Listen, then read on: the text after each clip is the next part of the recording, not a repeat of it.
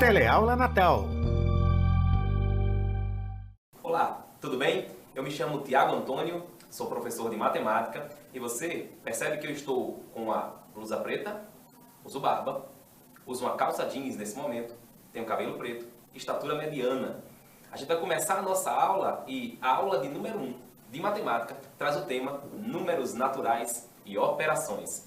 É absolutamente necessário que a gente entenda a aplicação, a necessidade da criação dos números e as operações com os números naturais, inicialmente mais básico o conceito, para que a gente possa avançar. Você percebe que, por exemplo, o uso dos números em nosso cotidiano faz com que a gente veja inúmeras aplicações.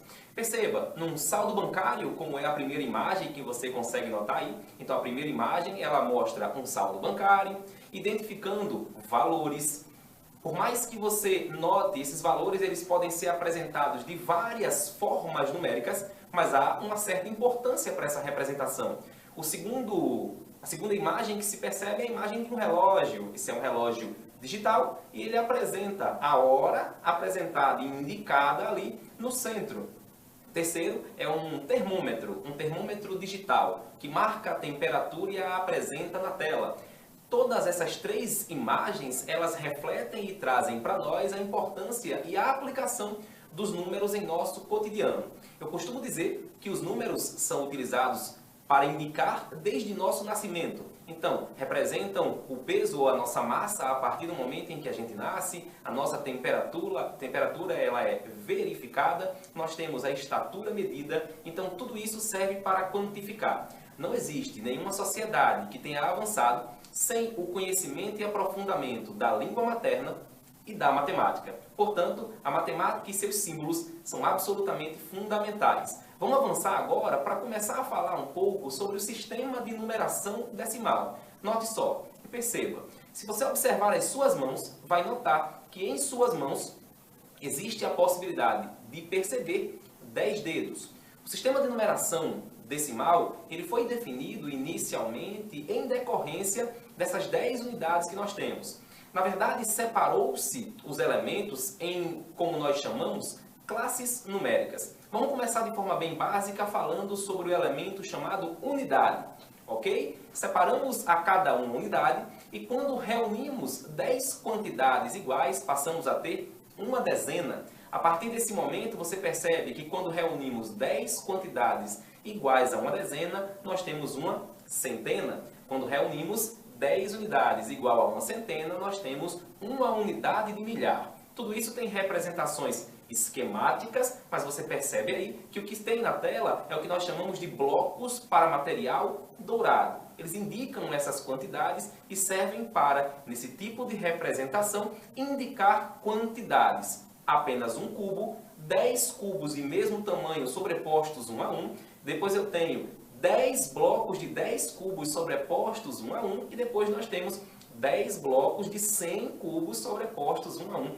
e saímos formando, portanto, as unidades a cada 10. Esse é o motivo pelo qual nós temos um sistema de numeração decimal. Vale a pena alertar que existem várias outras formas de representação numérica, só que aqui se utiliza em grande valia é a forma de numeração decimal. Se você for estudar a história, vai perceber que existe também sexagesimal e várias outras, mas a de maior uso é a forma decimal.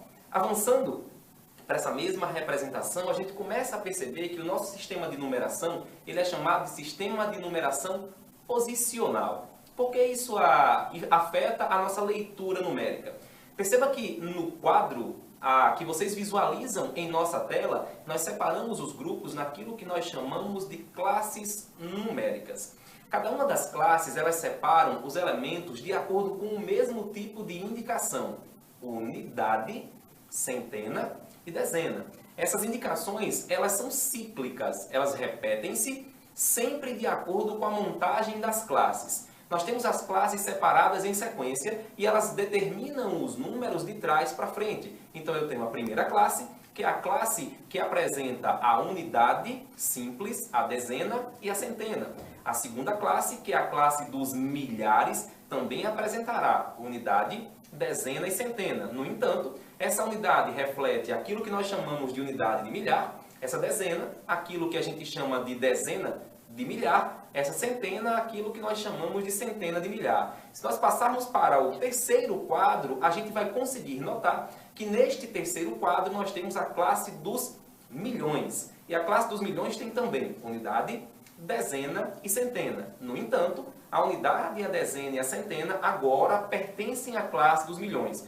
Uma observação que você nota aí no próprio slide, logo abaixo, é que a classe que ocupa o primeiro lugar, ou a primeira classe, podemos assim dizer, é a classe das unidades simples. Bacana? Quando você percebe essas leituras numéricas, cada número ele tem que convencionar a sua leitura à posição que ele indica. Por esse motivo, nós dizemos que o nosso sistema de numeração ele é um sistema de numeração posicional. Então, um número que começa na unidade de milhar, ele é 1, 1000, 2000, 3000, então ele segue a mesma leitura de unidade, só que a isso ele tem acrescentada a leitura milhar. Se ele está na classe das unidades de milhar, só que na casa das dezenas, ele valerá 10, 1000, 20, 1000, 30, 1000 e assim por diante. Nessa representação que a gente tem, começa a se formar aquela leitura dos números naturais. Bom, os números naturais são os números naturalmente utilizados no processo de contagem. Você nota na tela, você percebe, por exemplo, a apresentação de um símbolo de painel de elevador. Esse símbolo de painel de elevador, ele mostra os números que seguem do 1 até o 9, que são os nossos algarismos mais básicos, e o algarismo 0. Os algarismos de 0 até 9, eles formam os nossos números de acordo com aquela separação por classes. Dessa forma, a gente tem a utilização desses algarismos para representar os números em determinadas situações de acordo com sua posição. Na tela a gente vê que em uma sequência de números naturais, cada número natural, a partir do 1, é igual ao anterior mais 1. Verifique que eu levo em consideração o número 0, por esse motivo eu falo que a partir do 1, nós pegamos o anterior e adicionamos uma unidade. A partir de então, a gente começa a entender esses números naturais. Vamos à reta numerada, porque ela certamente vai facilitar o entendimento. Perceba, na reta numerada que se apresenta aqui, 3 informações são necessárias. A primeira, entender aquilo que nós chamamos de sentido numérico, ou sentido dos números. Os números naturais têm aquilo que nós chamamos de origem. É onde nós começamos a representação dos números. O símbolo 0, o primeiro número natural que existe, a partir dele, então, unidade a unidade, e aí você percebe a segunda informação, que eu tenho sempre acrescentando unidade a unidade para que eu possa ver o elemento subsequente. Eu tenho 0, subsequente ao 0 eu tenho 1, subsequente ao 1 eu tenho 2, e assim por diante, aumentando sempre por um padrão chamado unidade. Cada uma dessas separações de unidade vai fazer com que nós formatemos um número subsequente. Bacana? É importantíssimo que a gente entenda que o sentido que apresenta a nossa reta numérica é o sentido para o lado direito, ou seja, da esquerda, a partir da origem do 0, seguindo para o lado direito. A gente vai entender que seguir para o lado direito implica dizer que a gente segue para o infinito positivo. Esse motivo acontece porque sempre existirá um número após o outro, então eu sempre terei um sucessor. Dessa forma, é importante que a gente entenda essa ideia de anterior mais 1. Como é que a gente visualiza isso? Perceba uma reta numérica e observe que essa reta ela se apresenta por hora, apenas indicando os números 0, da origem, e a cada uma passada de unidade eu tenho um acréscimo de um elemento. Bacana, eu tenho, portanto, 0, acrescentado de uma unidade eu tenho 1, que por sua vez, acrescentado de uma unidade faz com que nós cheguemos ao 2, que por sua vez, acrescentado de uma unidade faz com que a gente veja o terceiro elemento, e isso se repetirá infinitamente. Percebe que na ponta dessa seta, voltada para o lado direito, existe um símbolo que se assemelha a um 8 deitado. Esse símbolo ele representa que estamos seguindo para o infinito. Veja que esse símbolo que é apresentado, que é mostrado, ele não tem sinal algum à sua frente. Nós dizemos, portanto, que ele é um infinito positivo. No entanto, é importante ressaltar que o infinito positivo também pode ser representado com este mesmo símbolo, só que esse símbolo antecedido por um sinal de adição. Percebe que logo abaixo desse símbolo, vizinho ao 12, nós temos 3 pontinhos. As conhecidas reticências, elas indicam que nós seguiremos infinitamente. Daí, o que o enunciado nos diz? Que em uma sequência de números naturais, cada um dos números natural, a partir do 1, é igual ao anterior, adicionado a uma unidade. Dessa maneira, a gente conhece aquilo que nós chamamos, portanto, de antecessor e sucessor. Nessa leitura, e a gente vai para o próximo slide aí para poder visualizar, a gente nota essa reta numerada com o símbolo N. Você percebe que esse símbolo N ele é um tanto quanto diferente dos símbolos comuns, porque ele representa um conjunto numérico. Tem em sua diagonal 2 barras, ele é apenas um indicador e ele representa para nós que aqui estão contemplados os números denominados números naturais. A definição básica que a gente pode ter é que os números naturais, com exceção do 0, sempre vão possuir tanto um antecessor quanto um sucessor. Você pode estar se perguntando, ora, mas eu conheço números que ficam abaixo do 0. Sim, mas eles não pertencem a essa classe numérica, a esse conjunto denominado conjunto dos números naturais. Veja que a leitura de antecessor, como o próprio nome já diz, define um elemento que vem imediatamente antes. No entanto, o sucessor define um elemento que vem imediatamente depois. Nessa leitura, é totalmente interessante e necessário que nós entendamos que quando nós unimos um número, seu antecessor e o seu sucessor, nós temos uma sequência de elementos classificada como sequência de números consecutivos. Verifique, temos o elemento 2, que é antecessor ao 3. Temos o elemento 4, que é sucessor ao 3. Mas 2, 3 e 4 são lidos como sucessivos em relação ao 2, e assim a gente fala ou chama-os de consecutivos. Bacana, nessa leitura, a gente tem que entender que aí também se define quando se classificam os números de acordo com suas características em sequência par e sequência ímpar.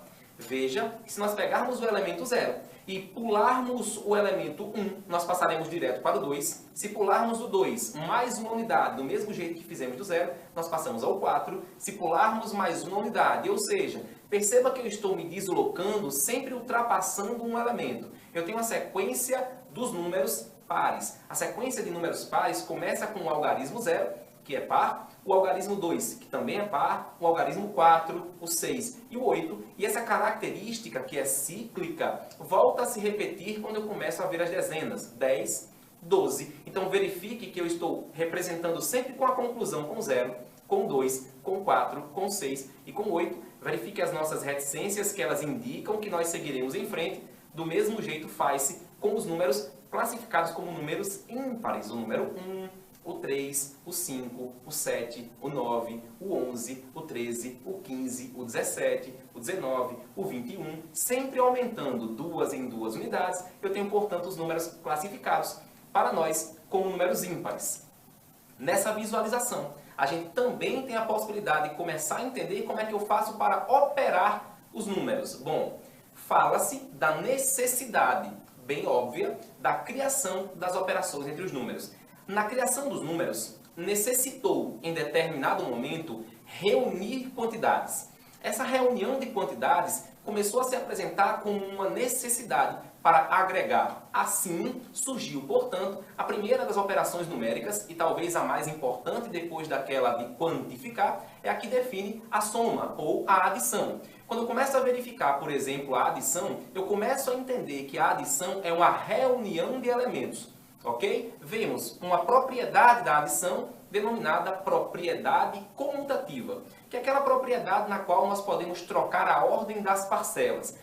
Vale ressaltar, e é importante falar, que parcelas nada mais são do que elementos que compõem uma adição. Verifique, portanto, que se nós alterarmos a sequência ou a ordem em que as parcelas se apresentam, como ambas têm a mesma classificação, ambas são parcelas, o resultado da adição, que nós chamamos de soma ou de total, não exercerá, não terá nenhum tipo de influência em relação à modificação dessa ordem. Eu tenho uma soma do número 1432 com o número 236. Se nós somarmos, necessariamente eu vou ter que respeitar a classe dos números e a ordem de posição. Portanto, unidade abaixo de unidade, dezena abaixo de dezena, centena abaixo de centena, unidade de milhar abaixo de unidade de milhar. Lembrando, se os números não tiverem a mesma ideia de classe, eu vou sempre me posicionar de trás para frente. Então, nessa leitura, tanto faz a soma 1.432 mais 236, ou o contrário, porque o resultado inequivocamente será 1.668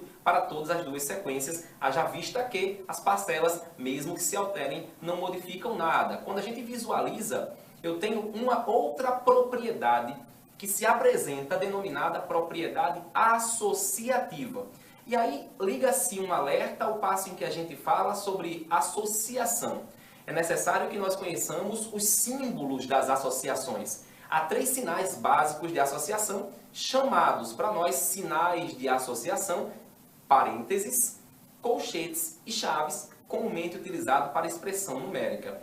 É necessário verificar que em uma adição de 3 ou mais parcelas, por mais que eu modifique a ordem a qual eu associo os elementos, o resultado inevitavelmente será o mesmo. Eu tenho uma soma 23 mais 45 mais 31 e você verifica que se nós pegarmos a primeira associação das duas primeiras parcelas, 23 mais 45, e somarmos isso ao 31, que é a terceira parcela, você vai verificar que eu terei 68 adicionado ao 31, sendo 68 o resultado obtido da primeira associação. Finda, portanto, 99 como resultado. No entanto, se a minha associação fosse feita da segunda e da terceira parcela, por exemplo, 45 mais 31, geraríamos o 76 e o meu resultado, 23 mais 76, também seria 99. Isso está comprovado, portanto, que há duas propriedades fundamentais. A propriedade que se apresenta como a propriedade associativa e a propriedade que se apresenta como propriedade comutativa. Comutação me permite alterar a sequência, a associação me permite modificar a forma com que eu inicio os meus cálculos de adição. Sigamos, portanto, para o próximo. No próximo slide, nós temos a seguinte representação. E aí a gente tem como visualizar para os números naturais a subtração. Bom, tem uma pequena mudança na subtração pelo seguinte motivo. Verifique que a nomenclatura para a subtração ela já é diferente. Veja só, quando eu faço uma subtração, eu tenho que entender que eu estou tirando, eu estou subtraindo, eu estou diminuindo, eu estou resgatando de um em relação ao outro. Dessa forma, quando eu olho para essa subtração, e aí eu tenho 1.438 menos 236. Perceba que o primeiro elemento nós chamamos de minuendo e o segundo elemento nós chamamos de subtraindo.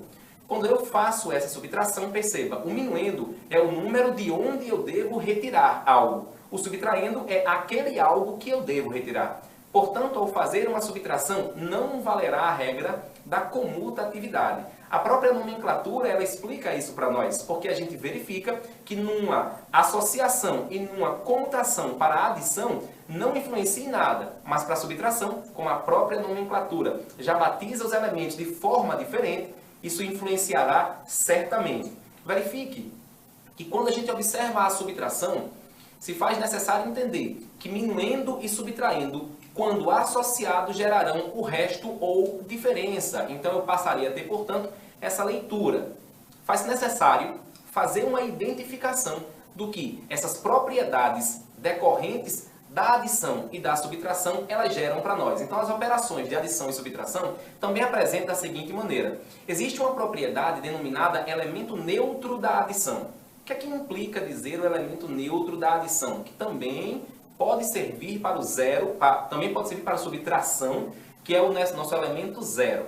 Se nós adicionarmos algo a zero, em qualquer que seja a sequência, eu não alterarei o resultado. No entanto, para a subtração é importante lembrar que só não alterarei se ambos os elementos, minuendo e subtraindo, forem zeros, ou se o elemento ao qual eu denomino como zero for o nosso subtraindo. Beleza? Para uma subtração não é válida nem a comutatividade, tampouco a associatividade. Beleza? Sigamos em frente vendo que a adição e subtração elas são chamadas de operações inversas. Veja que que a adição ela tende a reunir elementos e a subtração em separar, retirando esses elementos. Então elas são, portanto, inversas no que diz respeito à sua função. Segue em frente para a gente poder entender um pouquinho sobre a nossa multiplicação. Então voltemos rapidamente um slidezinho e a gente percebe que quando eu estou falando sobre a multiplicação, lembre-se que multiplicar nada mais é do que somar. Portanto, é importante ressaltar que eu estou fazendo uma soma, mas de parcelas iguais. Então, nesse caso, a multiplicação 15 vezes 6 implica dizer que o elemento 6 aparecerá 15 vezes seguidas, adicionando um ao outro. Esse resultado, que gerará 90, ele pode ser representado, logicamente, como essa soma de mesmas parcelas ou de parcelas iguais, ou simplesmente como a nossa multiplicação a priori bem simples para essa representação. Se a gente toma aí no slide seguinte, a gente vai conseguir notar, se a gente percebe, por exemplo, a multiplicação sendo operada, é necessário que nós falemos, assim como na adição, que ambos os elementos recebem o nome de parcelas, por isso que quando eu altero a ordem não modifica nada, nas multiplicações ambos os elementos que representam uma multiplicação são chamados de fatores. O resultado de uma multiplicação comumente é chamado de produto. Obviamente também pode ser chamado de resultado final ou resultado da multiplicação, isso é indiferente. Mas se a gente seguir a representação matemática, comumente ele é chamado de produto. Se a gente segue aí e entende essa relação, no próximo slide a gente vai conseguir notar que tanto faz se nós fizermos a multiplicação 6 vezes 8, dizendo que é o 8 somado com ele mesmo 6 vezes seguidas, ou 8 vezes 6, que é o 6 somado com ele mesmo 8 vezes seguidas. Daí a gente chega, portanto, que a comutatividade ela é válida, ela funciona e para esse caso ela também representa, na hora da adição, uma ideia muito fácil. Sigamos, portanto, para o próximo slide. A gente percebe que dentro da multiplicação é válida a propriedade associativa a partir do momento em que eu sigo efetuando as multiplicações na sequência que eu bem desejar. Visualize que eu tenho a multiplicação 5 vezes 6 vezes 10. Se eu pegar primeiro a multiplicação dos fatores 5 e 6, que geram 30, multiplicado por 10 gera 300. Se eu pegar a multiplicação 6 por 10, que gera 60, multiplicado por 5, necessariamente também gerará o mesmo 300 como resultado. Está comprovado, portanto, que podemos associar os fatores de diferentes formas, o que significa dizer que tanto faz a sequência que você tomar. É muito comum você conhecer em algumas situações, eu vou voltar um pouquinho para a propriedade comutativa para lembrá-los, no seguinte princípio: na hora em que você modifica os seus fatores e o resultado ele é o mesmo, é dentro de uma propriedade que a gente às vezes repete inúmeras vezes, onde a gente fala que a ordem dos fatores não altera o produto, lembrando que o produto é o resultado final. Por esse motivo, 6 vezes 8 é 8 vezes 6. Sigamos, portanto, mais 2 slides à frente, a gente vai perceber aqui que a propriedade da multiplicação, e talvez a mais conhecida, é chamada propriedade distributiva da multiplicação. O que é que vem a ser uma propriedade denominada distributiva? É aquela que distribui a multiplicação entre os vários elementos que se adicionam separados por um sinal de associação. Verifica em nossa tela que eu tenho 5 vezes uma soma 6 mais 10. Há duas maneiras básicas de poder resolver. Logicamente, como se apresentou um sinal de associação, e aí nós temos um parênteses, 10 mais 6 ou 6 mais 10 irá gerar o 16, que ao multiplicar por 5 gera 80, mas eu também posso fazer aquela propriedade denominada propriedade distributiva. É muito provável que seu professor ou professora ou algum familiar seu chame isso também de chuveirinho, que é uma multiplicação de elemento a elemento. De fora multiplica todos os que estão dentro. O 5 ao multiplicar o 6 e o 5 ao multiplicar o 10, e os resultados por fim são somados. Necessariamente a gente tem 80 como resultado final, inequivocamente do mesmo jeito na primeira parte se eu tivesse feito a soma. Sigamos em frente e aí a gente percebe um conceito absolutamente importante a respeito da divisão. Divisão, que é uma das propriedades operatórias fundamentais para a gente poder trabalhar, então é uma das operações mais amplas dentro da matemática. Ela se apresenta como aquilo que nós chamamos de inverso da multiplicação. Então para pensar um pouquinho comigo. O que é que vem a ser uma divisão? É uma separação de um todo em porções sempre iguais. A ideia é manter as porções sempre iguais e não deixar nenhuma sobra. Só que lá na frente vocês vão perceber que há divisões diferentes que deixam sobras, mas por hora eu estou falando do conceito básico. Se eu estou trabalhando uma ideia de dividir um número por 6 e pense bem, colocado um esquema, eu noto, ora, se a ideia da multiplicação é reunir em parcelas, em fatores iguais, e a ideia da divisão é separar em porções iguais, então uma é o inverso da outra, ao passo em que uma junta, a outra separa. Verifica que se eu pegar um número e dividir por 6 e gerar o 15, para que eu possa saber quem é esse número, é fazer aquilo que nós chamamos de inverso, multiplicar o 15 por esse número. Dessa forma, no próximo slide a gente vai verificar que a operação de multiplicação e a operação de divisão, elas são contrárias. Verifique. A gente vai pegar esse esquema e ao ver esse esquema, a gente nota um determinado número, representado aí por uma interrogação, que quando é dividido por 6 gera 15, eu posso encontrar esse número fazendo aquele sentido contrário, ou seja, 15 multiplicado pelo 6, que outrora era o divisor, vai fazer com que eu encontre o mesmo resultado da divisão. Dessa forma, 90 dividido por 6 vai dar 15, porque 15 multiplicado por 6 gerou 90. É por esse motivo que é sempre importante ressaltar e frisar. Para ter habilidade em divisão, deve-se dominar as multiplicações. Sigamos em frente para a gente poder verificar o que nós chamamos de algoritmo da divisão. O que é que vem a ser um algoritmo da divisão? É a indicação de quais são os elementos que compõem uma divisão e a sua função naquela composição. O dividendo, que é o elemento que será repartido, o divisor, que indica a quantidade de partes que o dividendo será repartido, o quociente, que é o resultado da quantidade de partes iguais, e o resto, se porventura existir, que é quando a minha divisão ela não é exata. Veja bem, se você efetuou uma divisão e percebeu que essa divisão ela teve resto zero, essa divisão ela é exata. Se o resto não foi zero, a divisão ela é inexata. Bacana, e tem outras classificações a partir de então. Verifica que 64 ao dividir por 21, nós achamos 3, porque 3 multiplicado por 21, lembrando de novo daquele contexto das operações inversas, 3 ao multiplicar por 21 gerou o 63. Quando eu subtraio, eu tenho uma unidade. O que é que o algoritmo da divisão diz? Eu devo encontrar um elemento denominado quociente. Quociente é o resultado que eu obtenho da divisão, que multiplicado pelo divisor, fique muito próximo do nosso dividendo.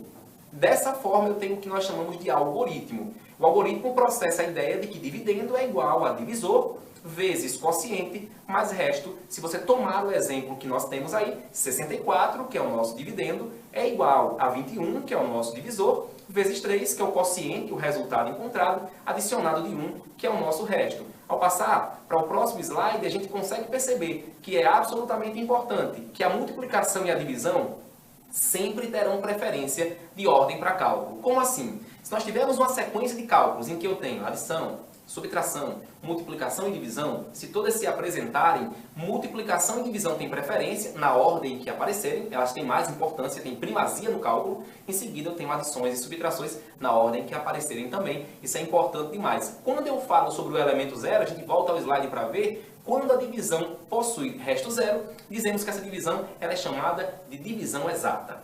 Sigamos em frente para poder visualizar agora, de certa forma, uma situação-problema. E na situação-problema que a gente tem, se apresenta assim. Seu João, ele é proprietário de uma barraca de venda de sucos. Durante a alta estação, no período do verão, vendia em média, e é importante frisar o significado disso, vender em média significa dizer vender um padrão. Então, vender em média é tudo muito dentro do padrão. 45 sucos diários.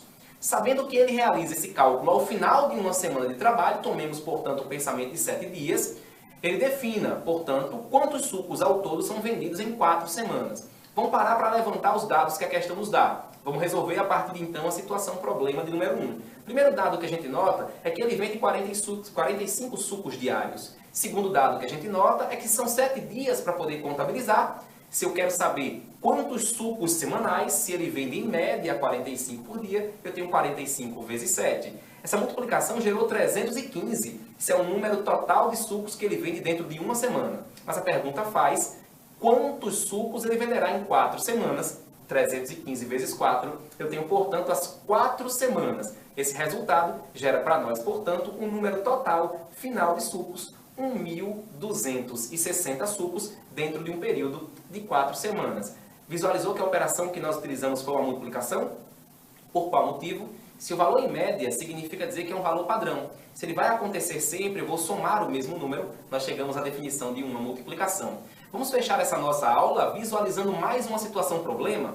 Situação problema de número 2 diz: o avô de Daniel gosta de premiá-lo de acordo com sua habilidade ao resolver problemas de matemática.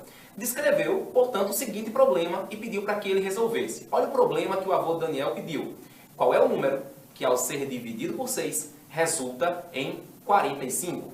Vamos encontrar o valor que Daniel determinou a partir desse cálculo. Primeira coisa que eu vou ter que notar é que existe um determinado número que, ao ser dividido por 6, irá gerar 45. O que é que eu noto? É uma divisão. Mas se a gente lembrar do processo ou do algoritmo da divisão, seguindo em frente, a gente percebe, ora, implica dizer que eu quero encontrar 45 multiplicado por 6, eu vou gerar esse número. Lembra daquele movimento cíclico que o próprio algoritmo da divisão apresenta? O número que eu estou buscando é o resultado da multiplicação 45 por 6. Este número, portanto, nada mais é do que o nosso número 270. A gente finaliza a nossa aula de número 1, que falou sobre a importância dos números naturais e suas operações. Lembre, seja sempre gentil, o mundo precisa. Até a próxima!